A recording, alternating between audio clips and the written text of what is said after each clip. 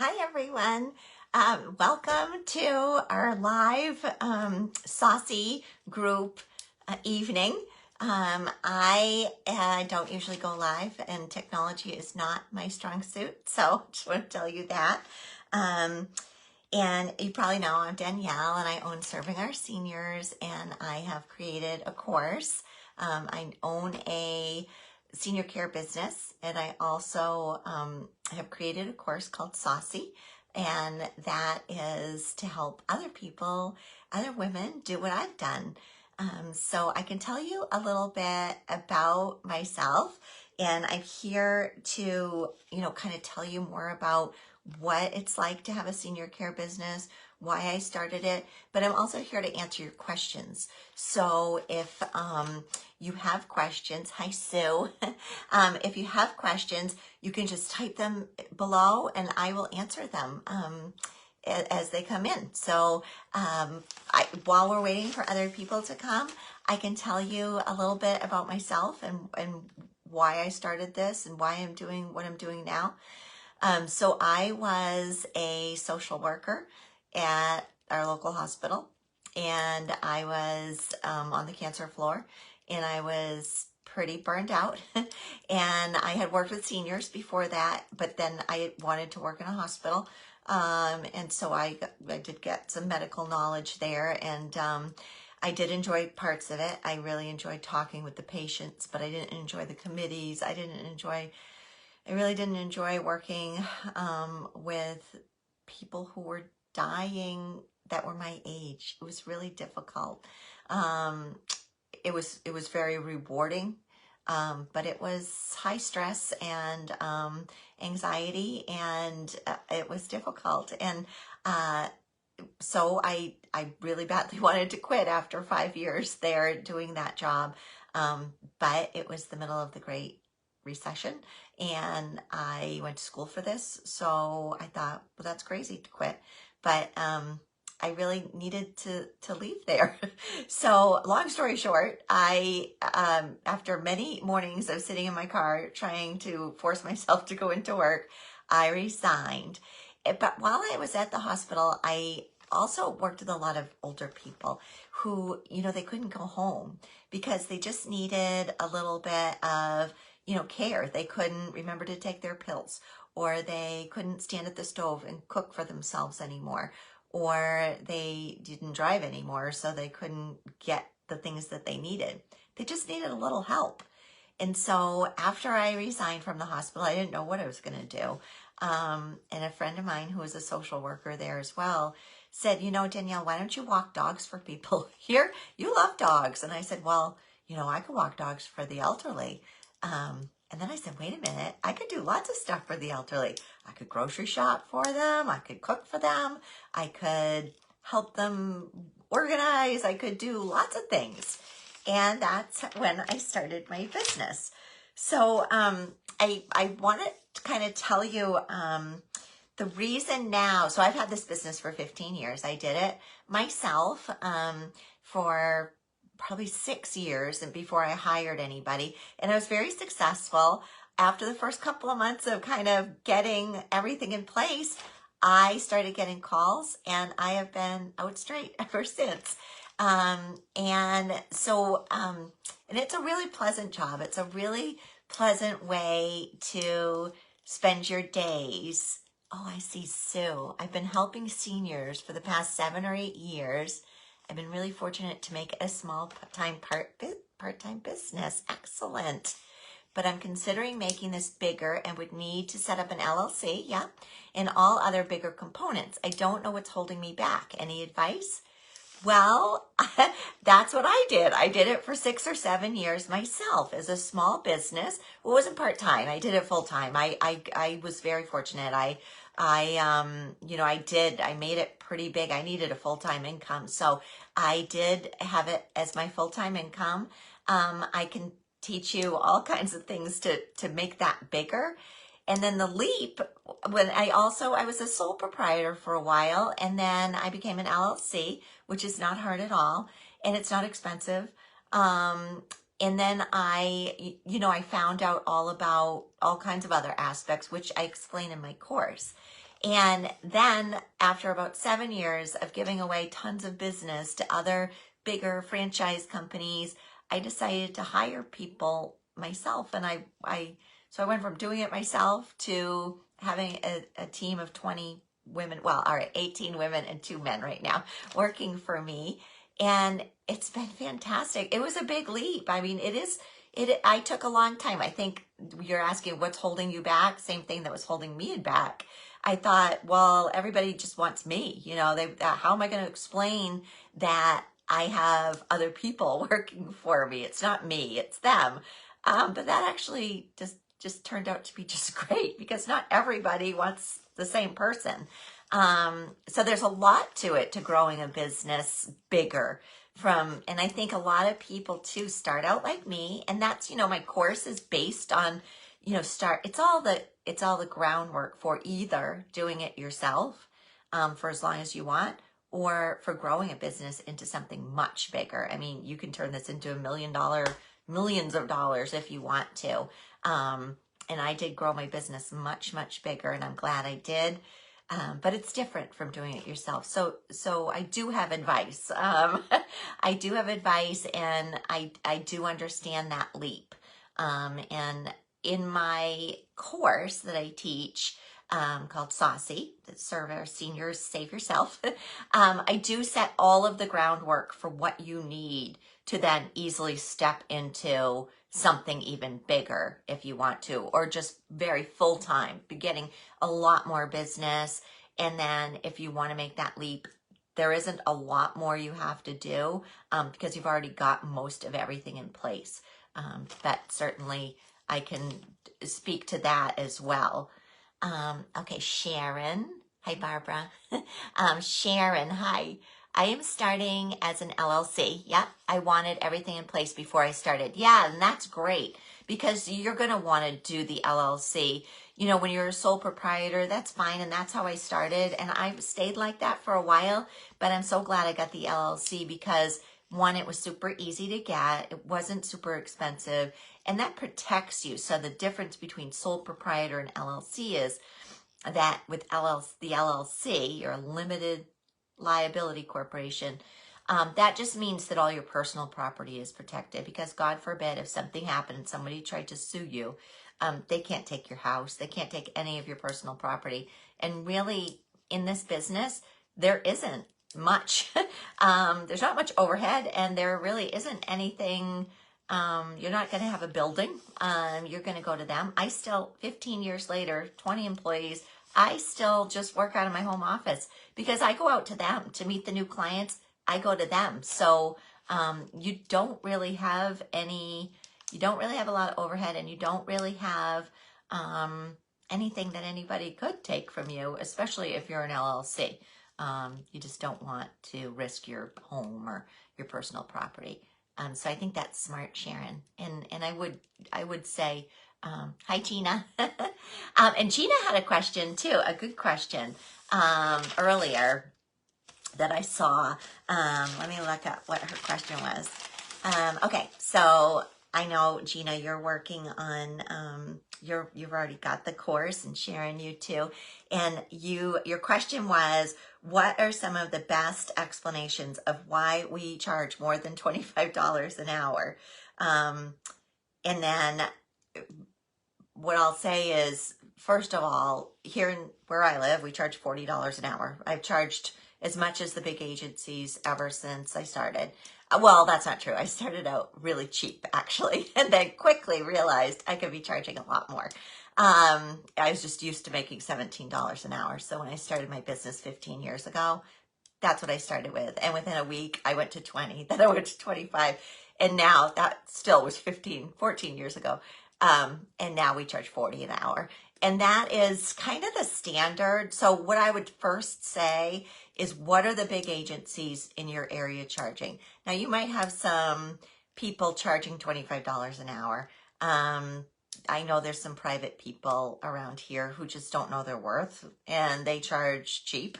And it's too bad because we could all be charging, you know, a good living wage, and more than a living wage, a very good wage for what we do because it's important. And so what I would say is, first of all, in my course, I tell you all about pricing. And what you are going to do is see what the big agencies are charging because you're an agency. And I would tell people that say, well, I can get Susie down the street. She only charges $25 an hour, but Susie probably isn't insured. She probably isn't trained. She probably hasn't taken any kind of course. She doesn't know what to do in an emergency. Susie may be putting these people at risk. Also, you are the agency owner. So you are the person that makes all the decisions. You know what to do in most situations. You're going to be communicating with them and their families. You're going to have a line of communication to the client and the families when they have questions. And that is so important because a lot of people just aren't available for that. You're also going to, you know, provide individual services. So you are going to be able to tailor your services around their needs. So like, that's what I always say, like what my kind of sales pitch, I guess, is that, you know, we're here to communicate because a lot of the big agencies and a lot of private people too, they're not going to be available to communicate and brainstorm with other people, you know, with the families and the clients. And also that you're available, but you're also, you know how to work with people with dementia, and you're going to they're going to get custom services. So if somebody needs very different things than another client needs, they're going to get that because you're going to be able to diversify because you're trained. You took the course and you know what you're doing. And I'm always here too to any sticky situations or any questions you just can't answer, just reach out to me. And that's what I do. I reach out to maybe another social worker. Hi, Rochelle. Hello, Danielle. Are you or your employees 199 or staff and 1099 or staff employees? So all of my employees, so I own the company, and all of my people that work with me for me are employees. They're not private contractors. And that's because private contractors, if you're going to hire people, you know, you're going to need them to be on a set schedule. You're going to need to be able to depend that they don't have a job somewhere else that isn't a set schedule. You don't want to, set them up with a client and then have them say, well, I'm moving on to another job. You definitely want them to be employees, and then you're insuring them, you're doing their background checks, you're providing their workman's comp. And really, when I started, I went back and forth about that, and I decided on employees too, because I thought if I'm not providing their insurance, if I'm not getting them, their clients and filling up their schedules, what would stop them from just going and trying to start their own business? I thought it would be better to retain the help. And plus I want to be able to kind of control what's going on. Not that I'm very controlling, but I want to be able to, just have everybody on the same page with me and not kind of doing their own thing. So that's why I have employees. And, it might be a little more expensive, I suppose, because they're not paying their own insurance, but it really isn't, because then if you have a private contract, you're going to have to pay them a lot more. And I pay my employees really well. My employees make $22, $23 an hour, $24 an hour on weekends. And some make $25 an hour on weekends. So that's why I also charge $40 an hour, because I have the cream of the crop in my town. I have the best people. And that's the other thing you can say to Gina, to your people, like, do you want the best? Then you're gonna have to pay for it. You get what you pay for. You can say that to those people too. not the people that, you don't want to say it like that, but if anybody is saying, oh, how can you charge so much? Well, you get what you pay for, I'm going to do a fantastic job. So I'm worth $40 an hour. And it really does go by what the agencies are charging. I mean, I can't imagine, Gina, I know I think you're in Houston. I can't imagine that the bigger agencies aren't charging around $40 an hour. So you're an agency too. So that's your price too. So that's all. So yeah, so let me see some of the other questions I got. So do you need a license? That is a question I get constantly. So what I will say to that is, I don't know, what every state does. In Maine, you do not need a license. I have somebody in Michigan, you do not need a license. In most states, in every state, I can't imagine why you would need a license to, transport people, make people breakfast, go shopping with people, grocery shop for somebody. You really don't need a license if you're not doing any medical care, which you're really not. Now, there may be some of you that might want to do personal care, like bathing and toileting. We don't do that. We might help somebody in and out of the shower, but we don't do hands-on. We don't lift anybody. We don't bathe anybody. That is more than what we do. And there might be some states that require, if it's going to be real personal hands-on care, then, and that's what you do want to do, or that's what you have experience with, that's great.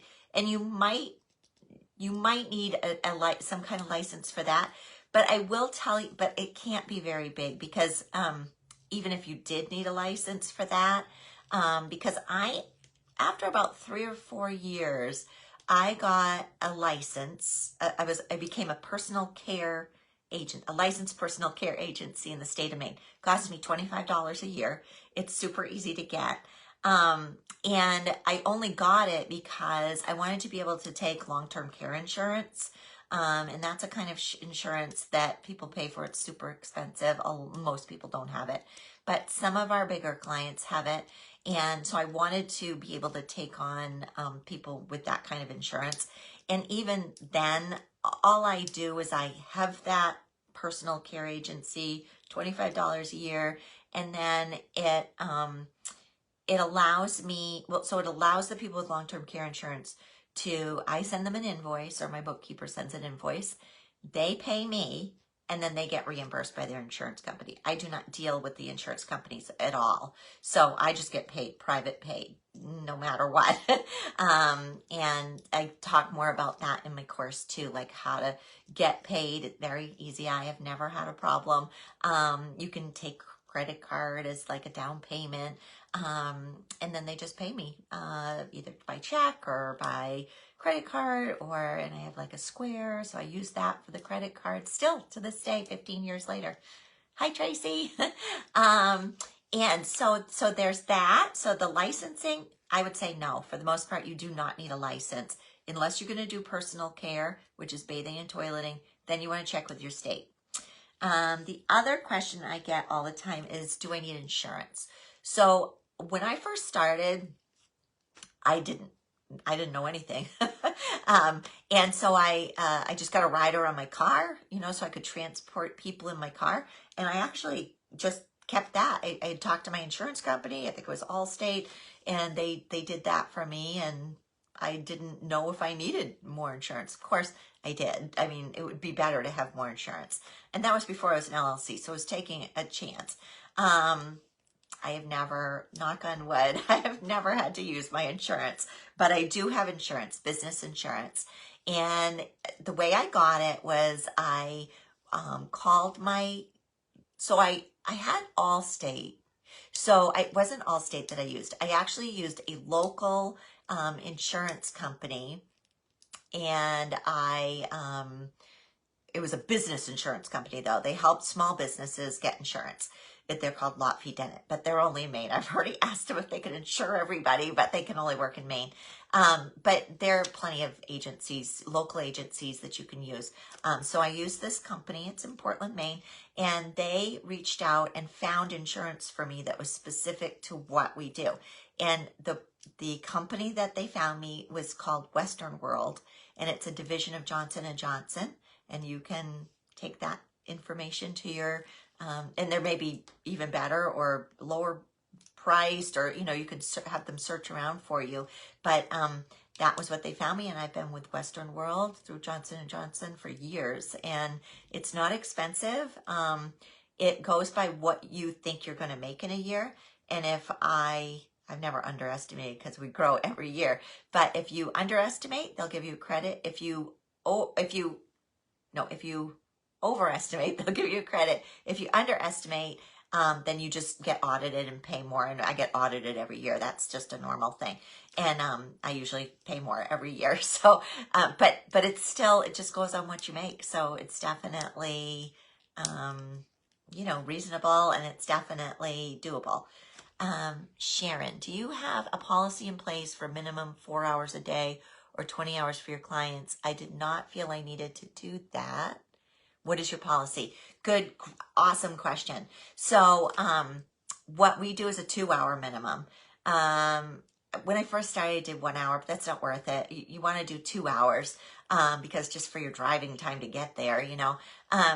But 2-hour minimum, and I still do that. Some of the big franchise agencies, they'll have like a 12 or 16-hour minimum, but most people don't want that when they start out. And I found that, you know, almost everybody that we take on 2 hours, everybody's aging. Your clients are, for the most part, they're going to have more needs as time goes on. So you start with somebody who's 2 hours, you might go to 10 hours. You start with somebody who's 2 hours. I have started with somebody that's 2 hours. They're a 24/7 client now. So by starting with 2 hours, you're going to eliminate a lot of the bigger agencies that won't do that. Because a lot of people are like, I want help for my mom. She doesn't really think she needs help, but could we start a couple hours 1 day a week, or a couple hours 2 days a week? You know, that's really easy to start that way, and it's easy for the client to start that way. So definitely, I've kept that 2-hour minimum policy, 2 hours to however many hours they need. And when you're first starting out too, you're going to get, people ask me this other question too, like, oh, how do I get a big client like to fill up all my time? Well, you don't at first. You're going to make a little chart for yourself and get a calendar, and you're going to say, okay, I have Milda on, you know, Tuesdays and Thursdays from 10 to noon. So I can take people, so I have openings on Monday, Wednesday, Friday. So then the next person calls and you say, well, I don't have Tuesday or Thursday mornings available, but I have all the other times. Okay, I'll take Monday, Wednesday, Friday, 3 hours a day in the afternoon. Okay, then you have, you know, then you have your mornings open on those days. You have your afternoons open, and you're going to fill it in with all the clients. I had 13 clients at once in a week once. That was a little much, but you know, you might have 6 or 7 or 8 clients, and you're going to go 2 hours here. Then you're going to drive over to, you know, Betty's, and you're going to spend 3 hours with her. You know, I can kind of speak to what a typical day looked like when I first started. So I had my first 3 clients. I still remember them. I had Estelle, and I had Milda, and I had Leah. So Estelle was my very first client. So, but I might go, like, I used to go to Milda's on Friday mornings, and actually I saw her 2 days a week, but on Friday mornings, I would pick her up at her house. She lived with her son, and she was pretty confused. She got a lot more confused over the 4 years that I was with her, but I would pick her up and I would take her to the next town over to have coffee at McDonald's with all her church ladies. So she used to sing in a choir at church, and because of her memory loss, she really couldn't sit through church services anymore, and she really couldn't follow along with the singing, so she's had to stop going. But all her sweet church ladies, there were 6 of them, and I ended up taking care of one of them too. But we would go, and and they were so sweet, and they were so kind to her, and she just loved it.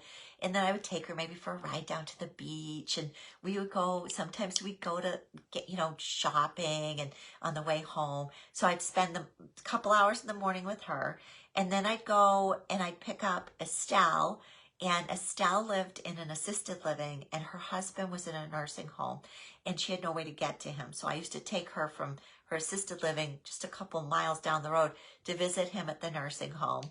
And so we would visit him for an hour, and then we'd go out to lunch, or we'd go get takeout and go to the beach because we live near the ocean. And we'd feed the seagulls. She loved that. And sometimes we'd go to the animal shelter so she could see the kitties. And then we'd go to this horse farm sometimes. And, you know, it's just like being with a friend.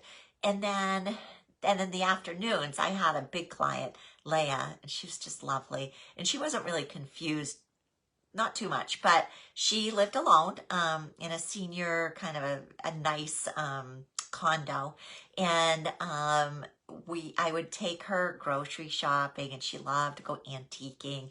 We would do that. And then I would make her an early dinner, which we always had to bring half of it over to her neighbor, who then became my client. And I would spend a lot of time with her, make sure she took, you know, a couple of these people, I had to make sure they took reminded them to take their medicine, make sure they ate. You know, sometimes I'd throw in laundry, cook a meal, shop. You know, that's a lot of what we do. And a lot of just being somebody's friend who spends a lot of time alone otherwise. So that's kind of a day in the life. And it's a really pleasant way to spend our time. It was a very pleasant way to spend my time. And, you know, I think it seems simple. And I mean, when I first started, I was like, I can't believe these people are paying me to do this. It's so pleasant. But, you know, what is easy for us is really difficult maybe for them. They can't drive anymore. They can't stand at a stove. They can't remember things. They can't sort their mail by themselves, some of them, you know. They need help getting in and out of a car, maybe. They just need somebody to kind of watch out for them and check on them and make, you know, help them know that they're doing the right thing. Help them kind of brainstorm sometimes about what they should do about a problem, or just somebody to bounce ideas off, somebody to talk to. Sometimes I have a client now that I still see once in a while. She's been with us for 10 years. And, you know, she just likes to do crosswords, and she just likes to talk to somebody besides her family, because they just don't get it. And she doesn't want to tell her problems to her family. She doesn't want to burden them. So that we're here to be burdened. But it's not a burden. It's an easy job. Sharon, when you first start, did you have any kind of discount for your new clients? The only time I ever give a discount is if it's like I'm in my hometown. So I grew up with a lot of the people that their parents now use our services. So I might give a discount to somebody I know, maybe by like $5 an hour, but not very often. I don't give discounts, no. But you could. I mean, it's your business. Like, that's the thing. You know, you could say, yeah, we have for the first month, it's $5 an hour off, or $2 an hour off. If you like our services and you want to keep going, which they will, then it goes to full price. You know, that's an idea. But that's the thing. It's your business. So you don't have to do what I do. You can do whatever you want to do, whatever works for you. And I will say that I will tell you, when I started, I think I undercut the other agencies by a couple dollars. So when I first started to kind of get people to sign with me, even though I didn't really have any experience and I was new and they hadn't heard about me, I did. I did. The bigger companies were probably charging like 30. So I would always be like, you know, 28 or 29, for example. That wasn't the price necessarily, but I always tried to charge a couple dollars under what they were charging until I got well known, and then I charge easily what they charge. I don't charge a ton more. There are some agencies that charge more than me, but they're not necessarily busier. And you really, to charge more than the other agencies, you want to kind of be a little bit established first. Yeah, so I would say that. And then let me see, what else did I have for questions? The insurance. Oh, how do I get paid? I get this question a lot. So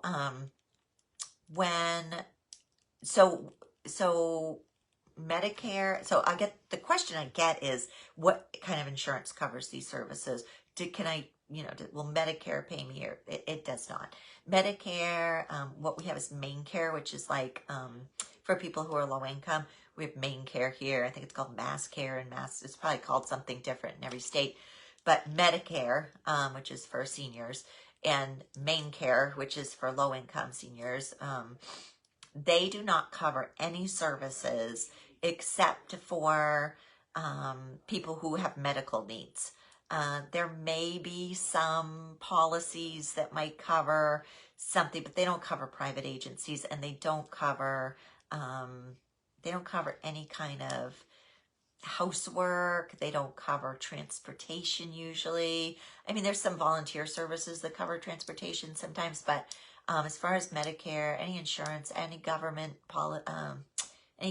programs or any insurance does not cover non-medical services. So everybody, for these kind of services, everybody has to pay private pay. Even for people who get personal care services like bathing and toileting, they don't even cover that. You could get a visiting nurse to come in if you're just out of the hospital, but other than that, there's nothing that covers. Sometimes veterans. I have taken care of a veteran way back who had veterans insurance, but that is so hard to get, and also it didn't pay for the whole thing. And he was like in combat in a war to get those kind of benefits, unfortunately. But that did cover it. So people, if they have veterans benefits, they might reimburse your client for your services. And then there's long-term care insurance. So if somebody has that, they will reimburse your client for the services, or for at least for part of the services that we provide. So that's the only way to get any kind of insurance to cover your clients, unfortunately. I wish there was a better way. I wish we could help more people, but we can help the people that, most of our clients are people who have just worked really hard and saved their money. They are not super rich, although we've had some super rich people. But mostly they're, middle class people, middle to upper class, who have saved their money and they have a little bit of extra money. And that's why sometimes our clients are only a couple hours a week, or they're 4 hours or 6 hours, because that's all they can afford. They can't afford 24 hours, 24/7. They can't afford that for the most part. Most people can't. Most people are just right in the middle. And there are people who really need our services, but they can't afford it. And I wish we could help everybody, but we have to make a living too. So we can't give away our services either. I mean, you could do a little volunteer on the side. I've helped a couple people that way who are really desperate, a one-time thing to help somebody out. That, certainly that's up to you. You can help whoever you want, but don't sell yourself short, because you got to make a living, and it's important, and you have put a lot of time and energy into this, and you're supporting yourself and your family this way. One of the other questions I get, well, it's not really a question, but I get people who say, I feel like I'm too old. I told you about this. Yeah. I feel like I'm too old to start a business. People are going to think I'm too old, but I'll tell you, nobody is too old to start a business. My oldest employee is 80. She's turned 80 years old, and she's a retired nurse, LPN. And she used to drive an ambulance, and she is so full of energy. She's so funny, and I just love her. And she's worked for me for 7 years. She's my oldest employee, and she's been with me the longest. And she's going strong. And she said, oh, my family thinks I should retire. I'm turning 80. And I said, what are you going to do all day? She's, nothing. And she said, I'd be a lonely old woman without this job.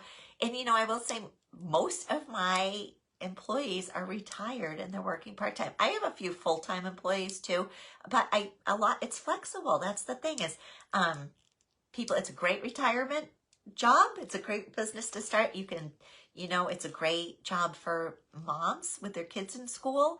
It's your own hours. When I started, I used to go home early on Tuesdays, or not go home early, but leave early on Tuesdays and Thursdays, because my son had tennis matches and I wanted to see him in those.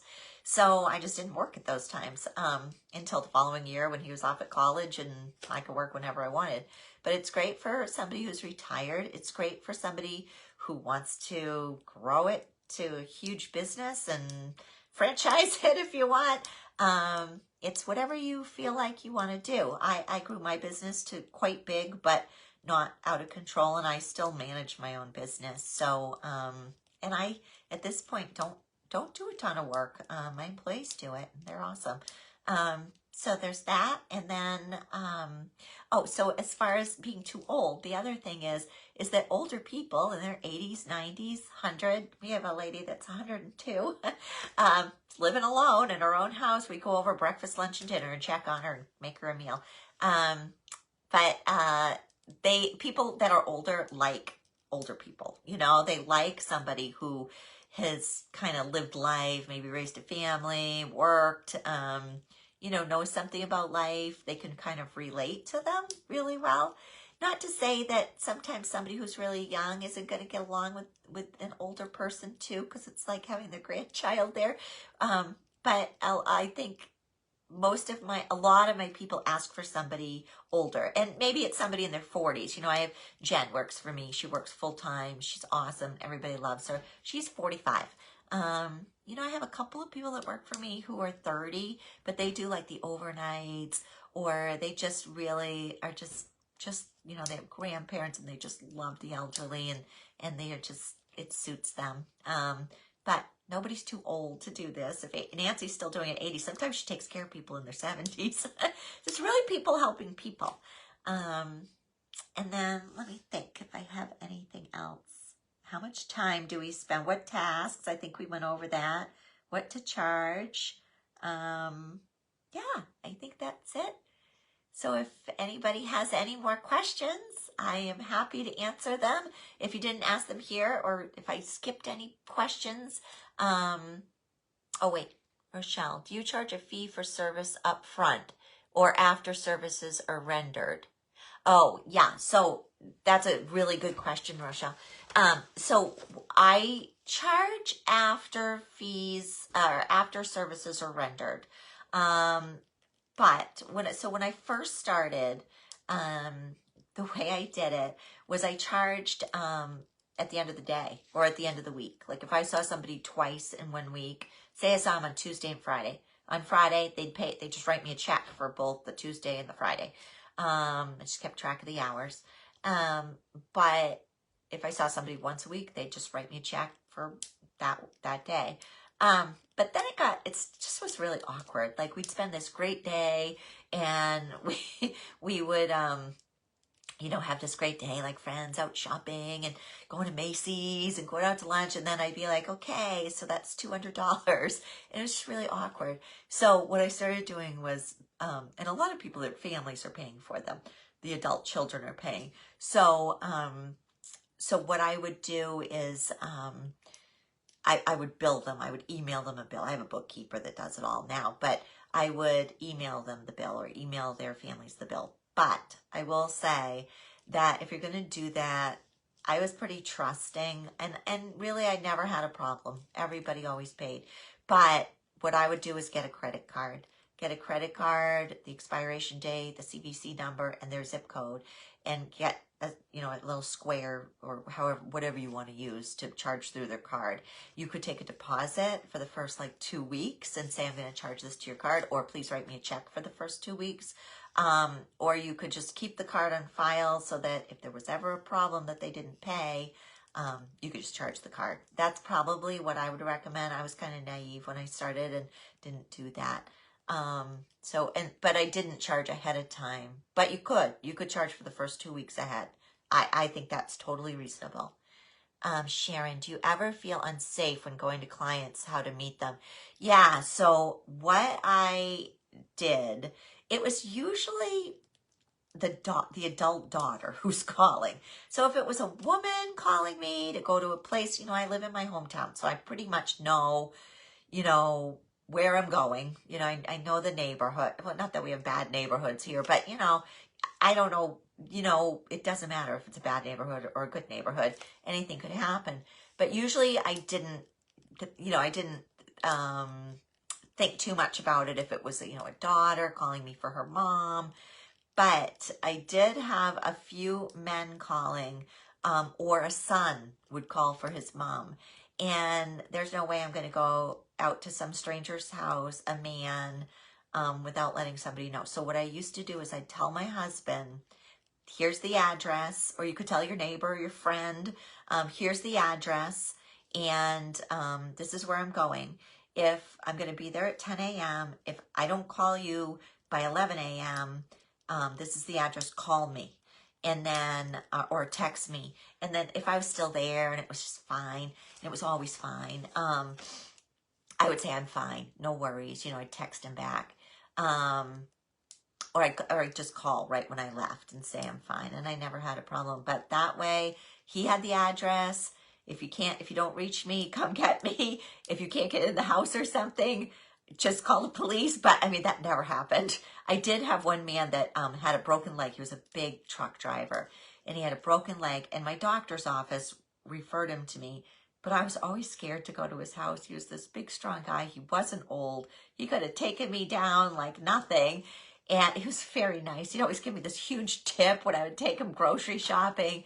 And he was great, but he lived in this little house out in the country, and I was very nervous, and I never went in his house. I would leave the groceries by the door, and but every time I went to see him, I would tell my husband, please, you know, this is where I'm going to be. This is what time I'm done, and I'm going to call you as soon as I'm done. And if this is where I am, come get me if anything happens.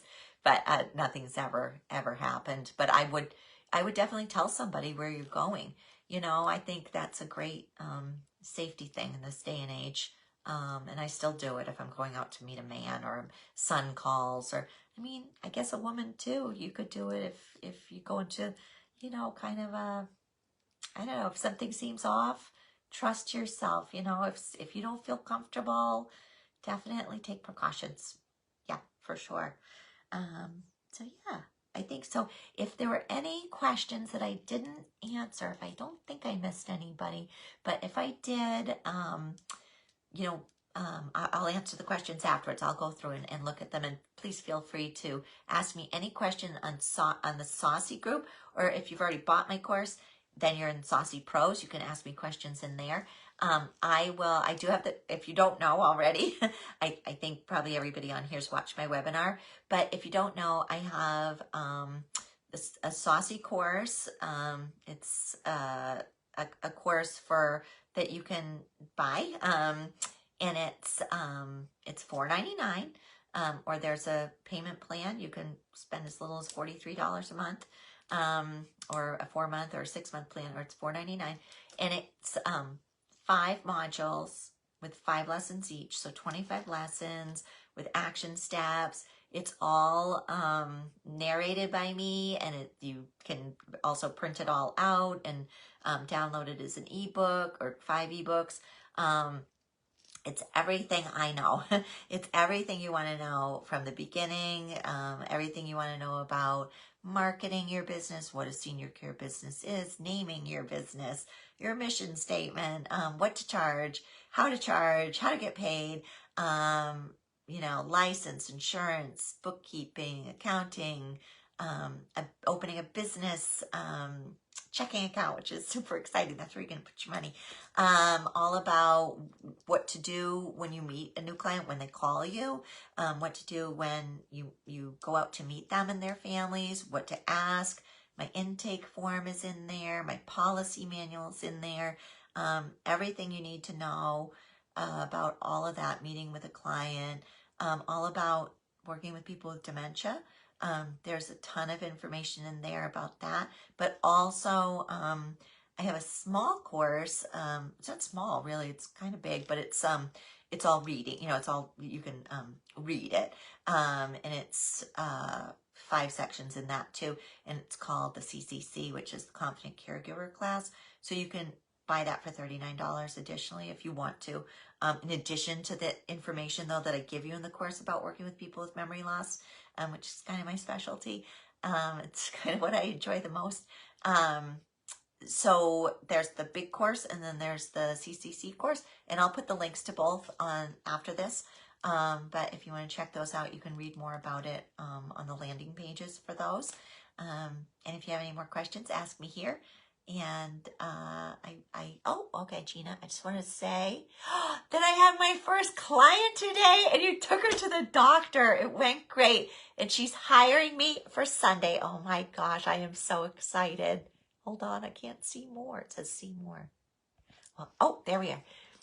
I had my first client today and took her to the doctor. It went great, and she's hiring me for Sunday to take her for an hour to spend her time with her friends. I also left my cards and rack cards with the girls at the front desk at her assisted living apartment. It was a great day with her. Oh my God, you have your own business. How exciting. Were you so excited? I'm so excited for you. Oh, congratulations. That just makes my day. I love it. I knew it. I knew you were going to be a big success. Oh my gosh. So cool. That is awesome. Thank you for letting us know. So exciting. Thank you, Danielle, for your expertise and time. Oh, thank you, Rochelle, for coming. So very exciting, Gina. It sure is. Congratulations. Yay. Oh, I'm so happy. All right, guys. Well, it's been so nice talking to you. And I'm so glad you all came on here. And let me know if I can help in any way. And I'll put the links to the courses at the bottom. Okay, and I'll do this again because this was good. When we get some more questions, I'll do this again. All right, thank you. And this recording should be here. If I don't screw it up, it should be here after this. Okay, thank you. Have a good night. Bye.